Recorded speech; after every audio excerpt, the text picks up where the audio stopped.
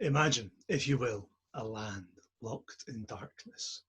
Drechan Dŵr, the mist, cloaks itself around the whole country. On the shores, a watchman, looking without hope for a sail across the horizon or a boat that can take him and carry him away. But carrying him away would take him from his sworn duty to guard the coast. Because the guarding the coast is in vain. The enemy is within. A plague, a pestilence. Pestilence with a name, Grendel, stalks the land.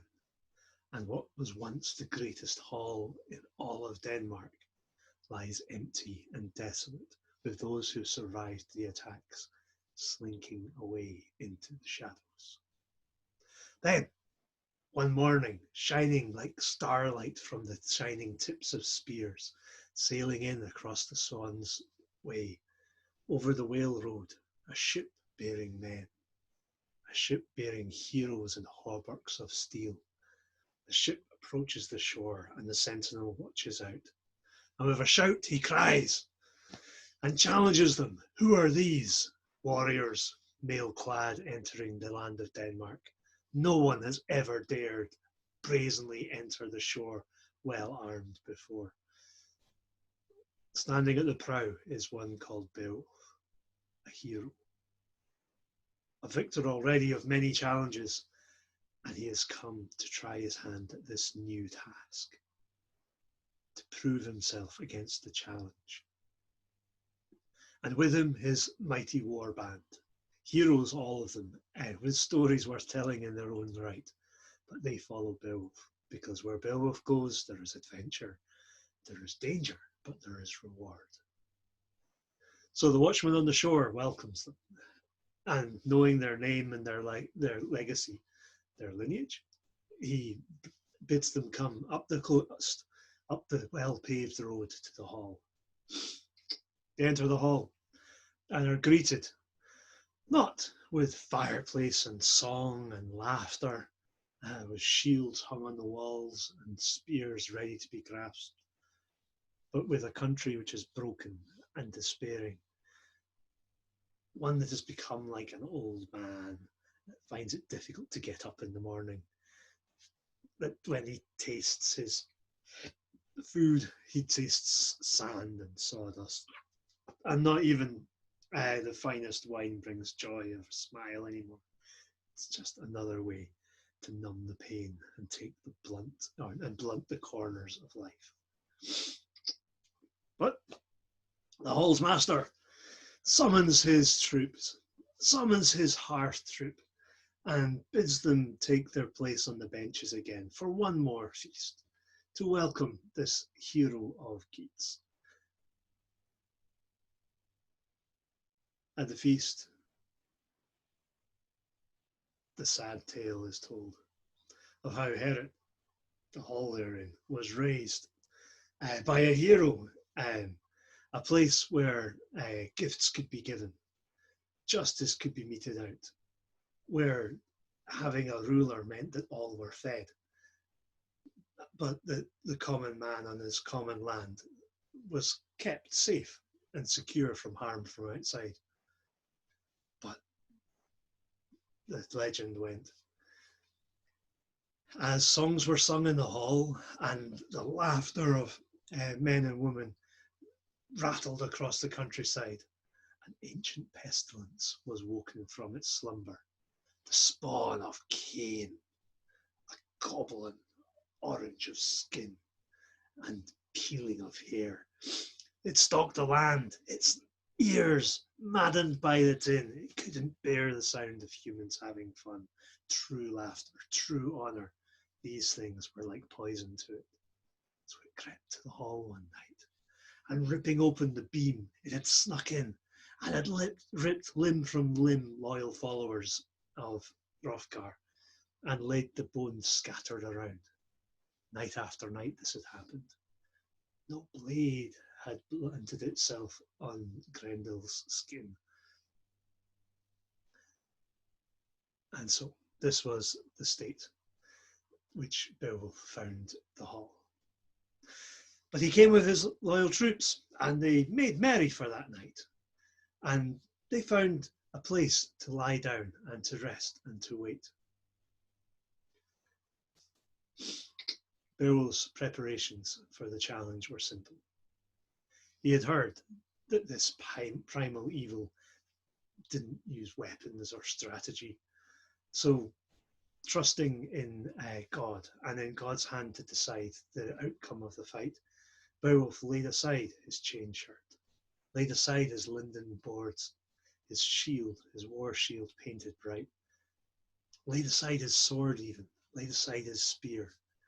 His plan was to meet and grapple with Grendel, with only what they'd been given from birth, to decide, and to see whether God would will Grendel to live or Beowulf.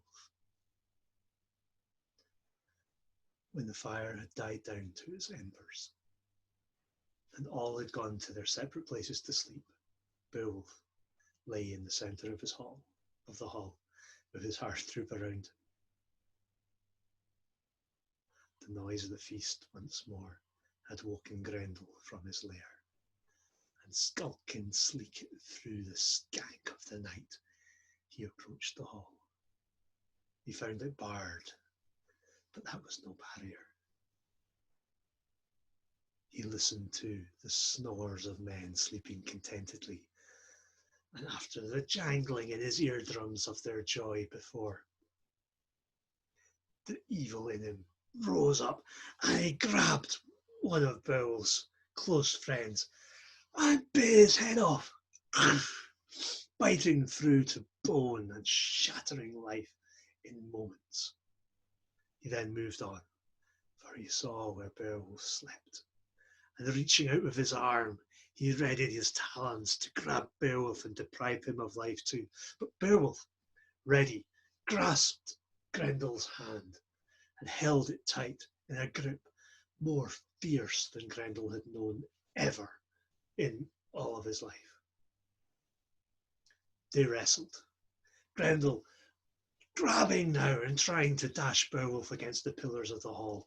The whole hall shook, tables strewn with platters were blown over. Beowulf's hearth troop jumped up and drew their swords, held their shields. But blades bounced off Grendel's back as Beowulf held once more. Beowulf's muscles rippled and tore underneath his skin, but Beowulf crouched strong and kept him held fast. Beowulf and Grendel smashed into the pillars again. The whole house was shaking by this time. But Grendel couldn't escape. Beowulf brought him to his knees. Grendel, on his knees, threw Beowulf over, but Beowulf, grabbing on with one hand, kept hold of that arm.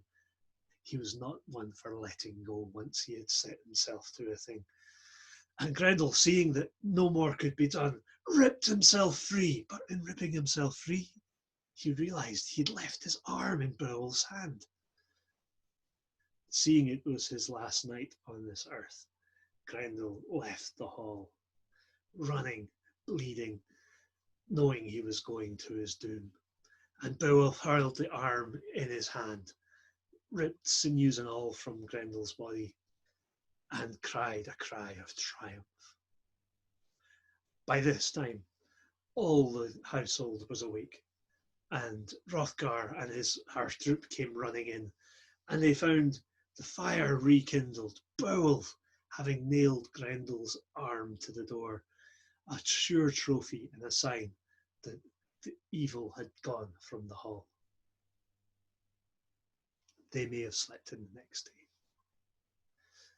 But whilst the warriors slept, the women worked. Mead was found in corners of houses, wine stashed away for that safe day, the old ale that had been brewing for months. All these things were brought into the hall. Swine, oxen were brought from where they'd been hiding in the land. The rushes were swept out. The benches were remade in some places. Shields were hung on the walls again, and those warriors who had been sleeking and slinking away found courage. Who knows where courage comes from, but it's known that heroes like Beowulf can bring it out, and it was brought out with them into the feasting hall. It was as if time had stood still and turned back. That feast was a joyous one. There was singing, there was dancing, there were stories told of ancient woes that had been righted, of other heroes. Scops and skalds led singing and chants.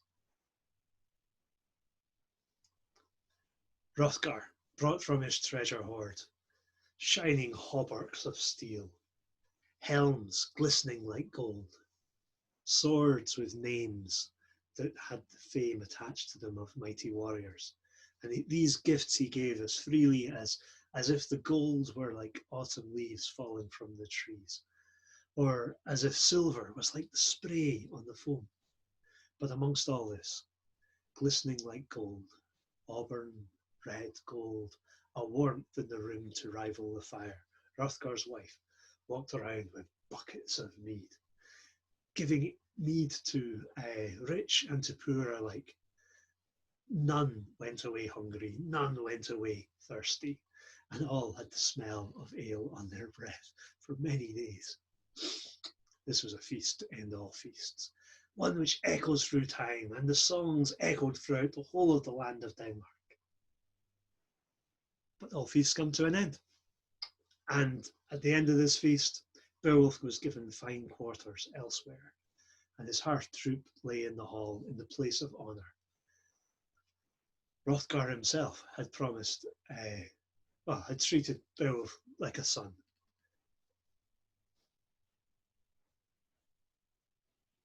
But as the night fell, a fog returned. A dark, brooding dank crept from the marshes and the fens, and following with a fishy smell, it surrounded the dun. It crept through the houses, muffling sound. No dogs barked, no cats meowed.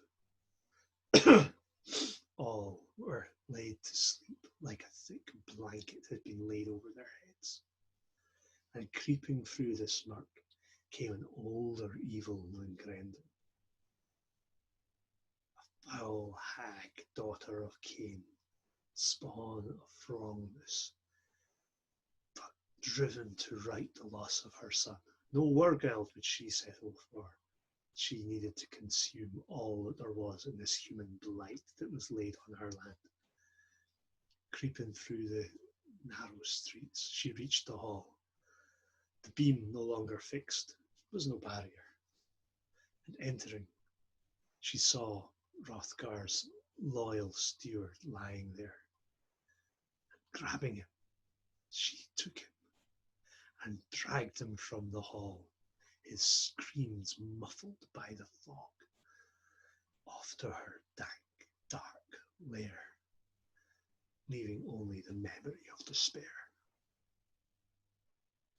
In the morning, there was a great cry.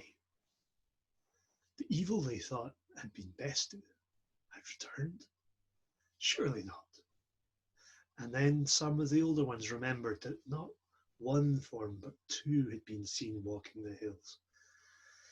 And they remembered that one had a mannish form and another had a female form. This news was relayed to Beowulf, who, having returned to the hall, had found his victory short-lived, not being one to despair when the first attempts he'd made to defeat that which bound them had been broken. He found in himself the courage again to try once more, to venture himself, to put himself to the test at risk. This time, though, he clad himself in shining steel.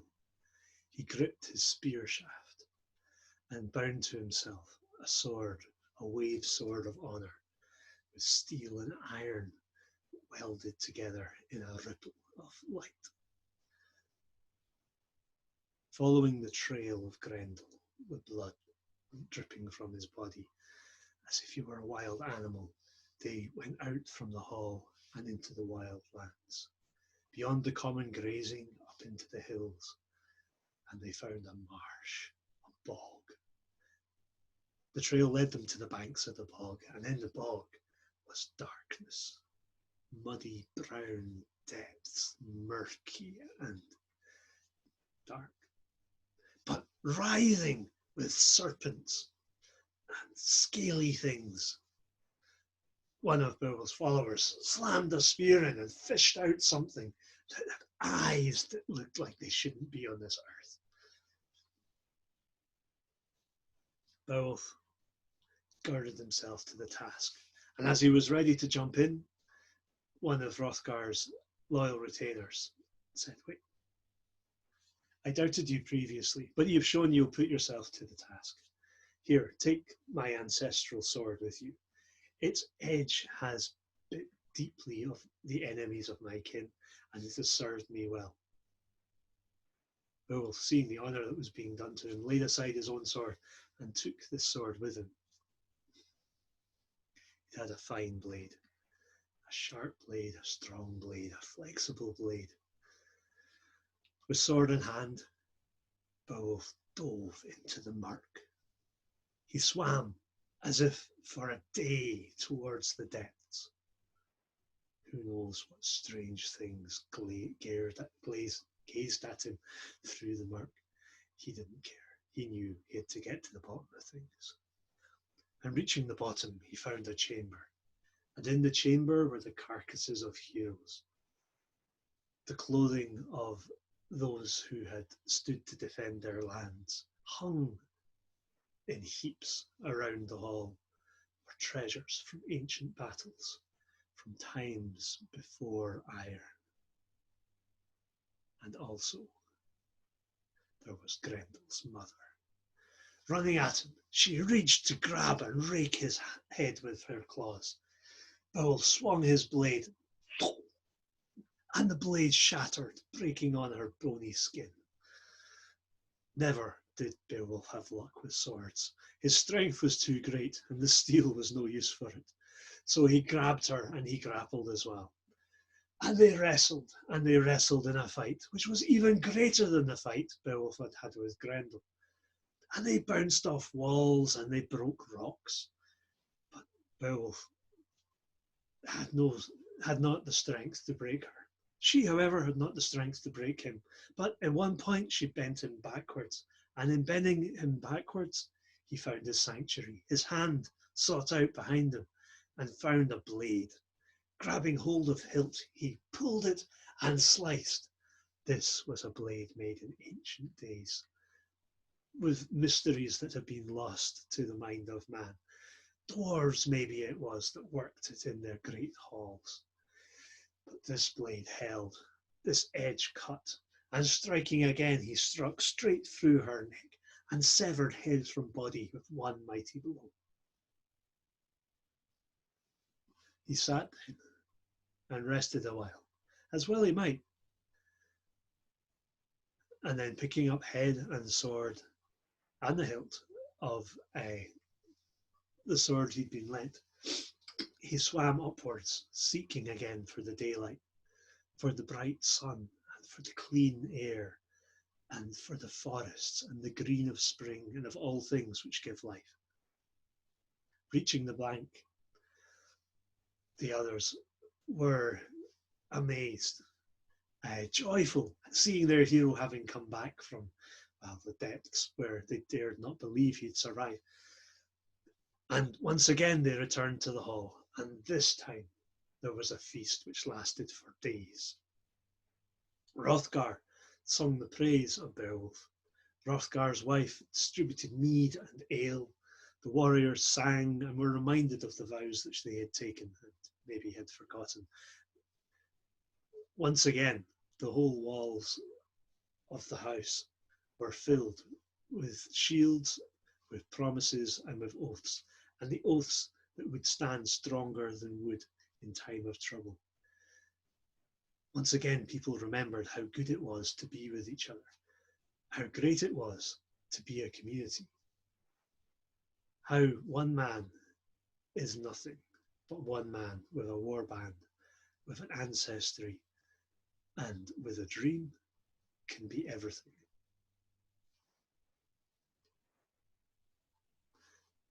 Then the day came when, with the red of the sun drifting by and the yellow of the day dawning, Beowulf and his company went back down to their boat, loading it with the treasure which Hrothgar had given them to take back to Beowulf's master.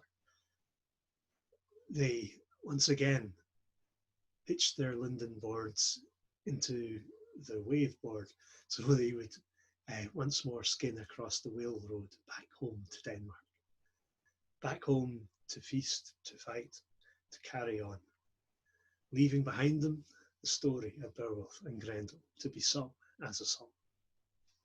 Thank you.